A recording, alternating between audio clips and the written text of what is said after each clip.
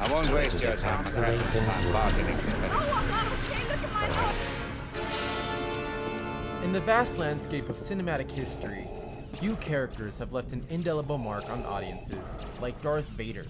From the moment he was introduced in A New Hope, audiences loved to fear him. Some people don't idolize Darth Vader like I do.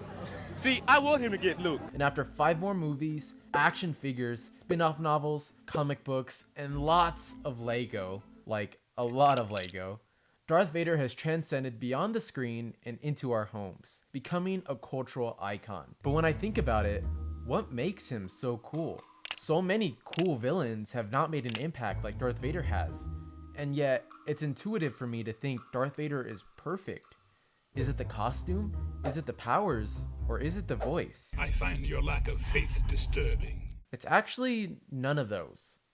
Kinda. When I was a child, I fell in love with the character.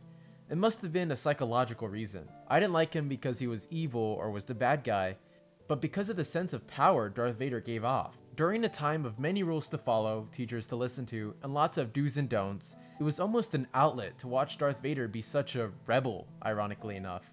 He was the power I didn't have, the control children do not have. It's a little weird that humans are psychologically wired like that, but also fascinating. Even Google says children tend to like villains more because of the power they exude, so that must be right. And Darth Vader is most definitely the king of both power and control. The visual storytelling of his character is so well done and does everything right. Darth Vader is a prime example of the show don't tell technique. What modern movies often get wrong is that they tell you how scary the villain is. More recently, Kang the Conqueror is an example of what not to do. Ant-Man Quantumania spends half the film telling you how menacing this character is, how he's so threatening, and the overwhelming power he has. So when we finally meet the character, our expectations are through the roof. Compared to Darth Vader, you don't know what to expect. You don't know anything about this character, but you see the pain he inflicts on his enemies. It's also clear by the way other characters act around him. Imperial officers don't dare to mess with him because they know what will happen if they do. Rebellion soldiers are terrified just by his presence. At a moment's notice, he can summon an army of troopers. He's grand and regal when he wants to be, and ruthlessly intimidating when he needs to be. So much visual storytelling has been done by the time we get to Empire Strikes Back, we know Darth Vader is a force to be reckoned with.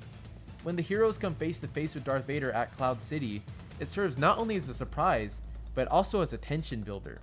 We don't know if Darth Vader is going to kill them or not. We would be honored if you would join us. You sense the helplessness the heroes feel, being in the same room as him. The audience can't help but wonder what he's going to do next. That's power at its peak, and that's just power demonstrated subtly.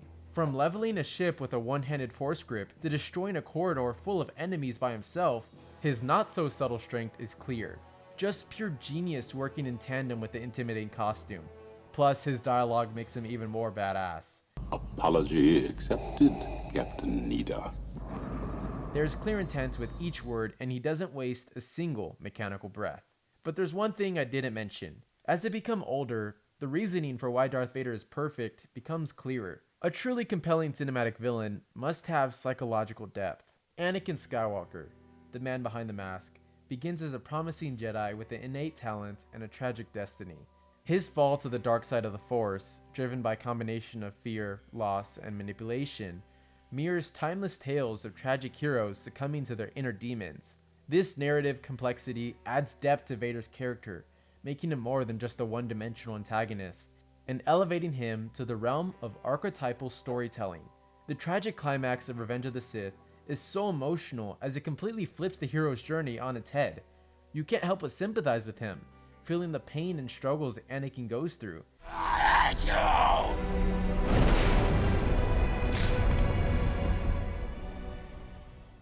His journey from a conflicted Jedi to a ruthless enforcer of the Galactic Empire is fraught with inner turmoil, a constant battle between the remnants of Anakin Skywalker's goodness and the overwhelming power of the dark side. This internal conflict not only makes Darth Vader more relatable, as we as humans face our own battles, but also adds layers of complexity to his character. When Darth Vader, or Anakin, ultimately turns good in the end, bringing balance to the Force and proving that he is the chosen one, it's emotional for not just the characters, but for us. We relax more, seeing that all the suffering this character has gone through ends. We feel different seeing this powerful being give it up for the sake of others. We feel hopeful for ourselves seeing this lost villain turn good. If someone this evil can ultimately be good, then maybe we can too. Darth Vader's journey is a timeless human story. It's a message to both young and old alike. A message that lets you know everything is going to be okay. Only a villain so perfect has the power to do that.